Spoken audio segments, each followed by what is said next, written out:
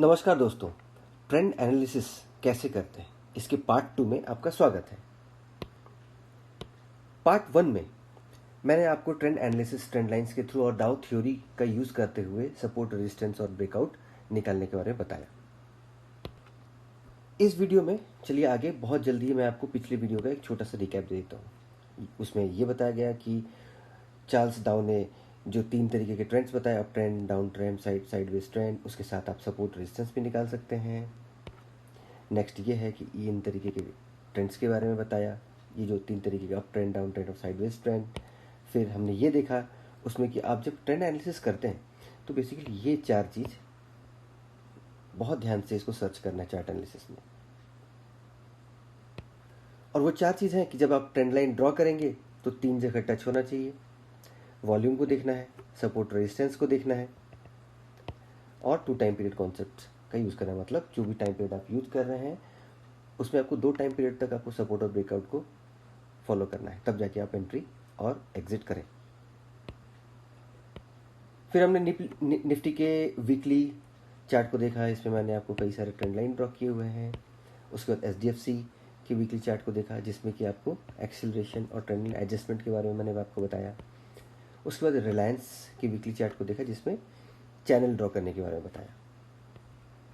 इस वीडियो में मैं आपको 3 चीज़ के बारे में बताऊंगा, परसेंटेज रिट्रेसमेंट और उसी का एक एडवांस फॉर्मेट, फिबोनाची रिट्रेसमेंट और गैप्स फॉर्मेशन के बारे में बताऊंगा। तो चलिए सबसे पहले परसेंटेज रिट्रेसमेंट को देखते हैं। परसेंटेज रिट्रेसमेंट सिंपल है।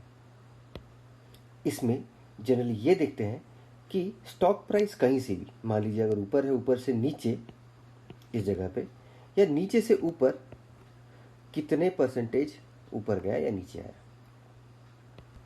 मैंने 2008 फाइनेंशियल क्राइसिस के समय स्टॉक जितना ऊपर नीचे हुआ था उसको किसी तरीके से एक परसेंटेज में फिट करने की कोशिश की। देखिए 0.16 मतलब 16% पहले नहीं, पहले 27% आया, फिर उसके ऊपर गया 16% तक, फिर वापस नीचे आया 36% और उसके बाद फाइनली 59-60% में बॉटम आउट हुआ और उसके बाद वहाँ से सपोर्ट लेके फिर ये ऊपर भागा।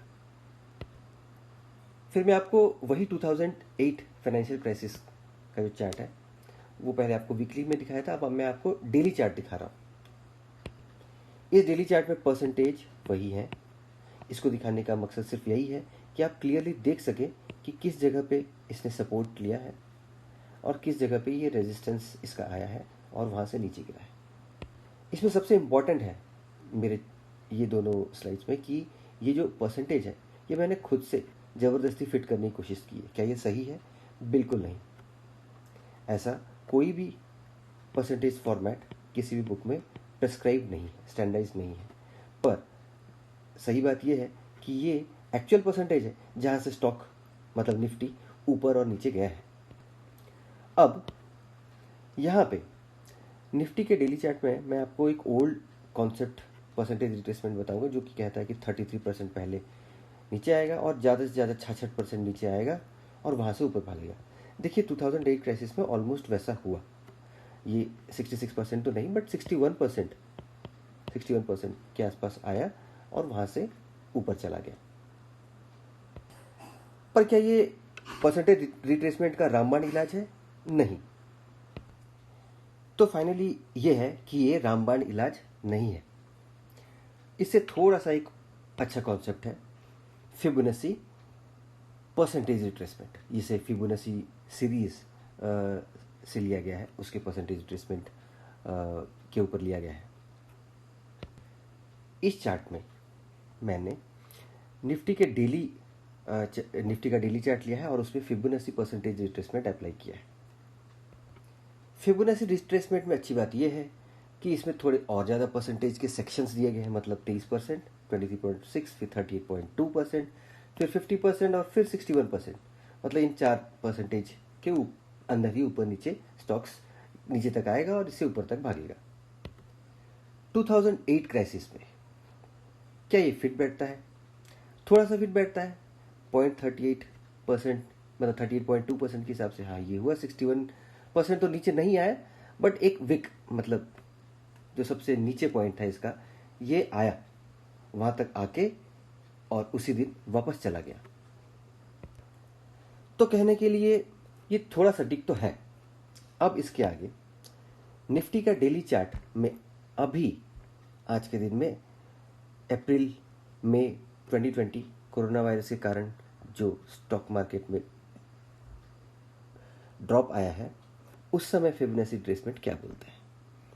अगर फिबोनाची रिट्रेसमेंट के हिसाब से देखेंगे तो ये 23.6 और ये 38.2%, ये देखिए, ये बहुत इंपॉर्टेंट चीज़ है, यहाँ से वापस भागा है। तो क्या इसका मतलब ये है कि ये फिर से 61% जाएगा और वहाँ से ऊपर जाएगा? चलिए इसके बारे में हम आगे देखेंगे। सबसे पहले मैं आपको वीकली, डेली और आवरली चार्ट के डिफरेंस के बारे में ये बता दूं कि मैं आपको कभी वीकली चार्ट दिखाता हूँ, कभी डेली चार्ट दिखाता हूँ, कभी आवरली चार्ट दिखाता हूँ। देखिए, वीकली और डेली और आवरली चार्ट डिपेंड करता है आप किस तरीके के इन्वेस्टर है। अगर आपको लॉन्ग टर्म इन्वेस्टमेंट करना है, लॉन्ग टर्म का मतलब 1 साल से ऊपर, 1 साल, 2 साल, 3 साल, 5 साल, तो आपको जनरली वीकली और डेली चार्ट बहुत ज़्यादा हेल्पफुल होंगे। उसमें सिग्नल्स क्लियर होंगे और आपके ट्रेंड लाइन्स क्लियरली ड्रॉ होंगे। और आवरली चार्ट का यूज़ करके आप जनरली स्विंग ट्रेडिंग कर सकते हैं, मतलब 2 दिन, 3 दिन, 4 दिन, 1 हफ्ते से कम का पोजीशन ले सकते हैं और एग्जिट कर सकते हैं।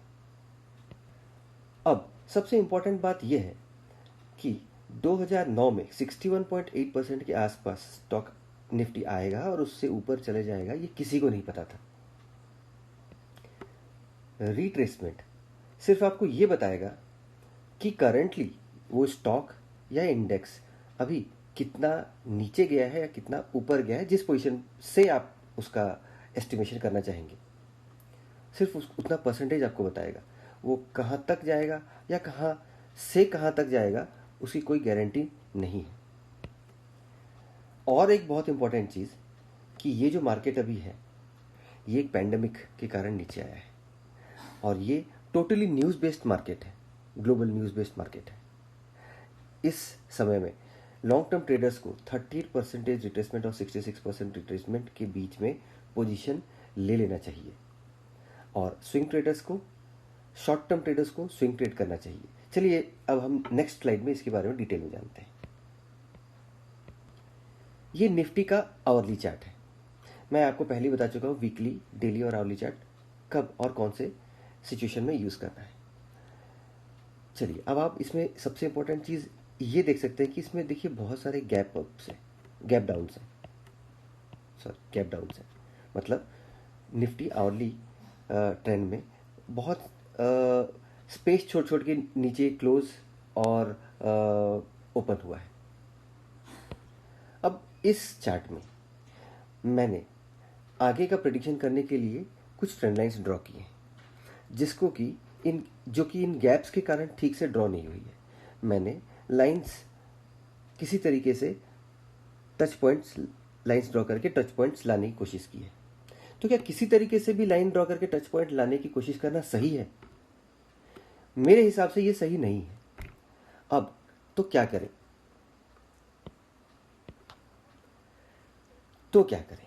इसमें सबसे अच्छा तरीका ये है कि आप मल्टीपल इंडिकेटर्स का यूज़ करें। इस चार्ट में मैंने आपको निफ्टी का आवरली चार्ट दिखाया है। अब इस आवरली चार्ट में मैंने कई सारे मूविंग एवरेजेस ड्रॉ किए हैं, फिर मूविंग एवरेजेस, कन्वर्जेंस, डाइवर्जेंस का इंडिकेटर भी ड्रॉ किया, स्टोकेस्टिक इंडिकेटर भी ड्रॉ किया है। इन सब के बारे में मैं आने वाले वीडियो में इन सब इंडिकेटर को डिटेल में कवर करूंगा। तो अब निफ्टी का करंट एनालिसिस क्या कहता है इन सारे इंडिकेटर्स के हिसाब से? देखिए, इस जगह पे निफ्टी ने गैप अप ओपनिंग दिया है। अब मैकडी इंडिकेटर कन्वर्ज हो रहा है, मतलब डाउन ट्रेंड दिखा रहा है। और यहाँ पे आप ये देख सकते हैं, अगर मैं इसको जूम इन करके आपको दिखाऊं तो आप ये देख सकते हैं कि जो एक्सपोनेंशियल मूविंग एवरेज है वो भी क्रॉस की ओर आ रहा है, मतलब डाउन ट्रेंड दिखा रहा है। और यहाँ पे स्टोकेस्टिक इंडिकेटर भी डाउन ट्रेंड दिखा रहा है, मतलब ओवरबॉट जोन से नीचे की ओर जा रहा है। ये देखिए, निफ्टी आने वाले समय में नेगेटिव होगा, नीचे की ओर जाएगा। तो कृपा करके अभी पोजीशंस बनाना सही नहीं होगा। निफ्टी आने वाले कुछ सेशंस में बाइंग के चलते और ग्लोबल न्यूज़ के चलते फॉरेन इंडिकेटर्स को ट्रैक करते हुए काफ़ी ऊपर चला गया है। ये फिर से रिट्रेस होगा और उस समय आपको फिर से नीचे लेवल पे एक बाइंग का मौका ज़रूर मिलेगा। आखिरी बात, प्रैक्टिस और सेल्फ स्टडी। आप किसी भी तरीके के इन्वेस्टर हो, चाहे लॉन्ग टर्म हो चाहे शॉर्ट टर्म हो, आपको खुद से इंडिकेटर्स आइडेंटिफाई और पैटर्न एनालिसिस की प्रैक्टिस करनी पड़ेगी, तभी ही आपको सही पोजीशन लेने की जानकारी आएगी। अगर आपको ये वीडियो अच्छा लगा तो प्लीज़ इसे लाइक और सब्सक्राइब ज़रूर कीजिएगा। आने वाले वीडियो में मैं आपको चार्ट पैटर्न्स के बारे में बताऊंगा। तब तक के लिए नमस्कार।